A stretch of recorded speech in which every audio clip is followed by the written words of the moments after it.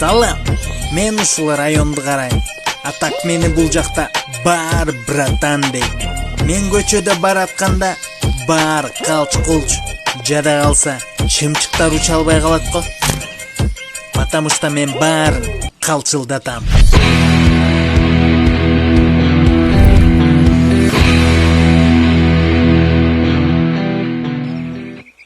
Аттың ким? Нурдин. Чапсам жерге кирдиң. А сенин атың ким? Канат. Оозуңа греческий салат.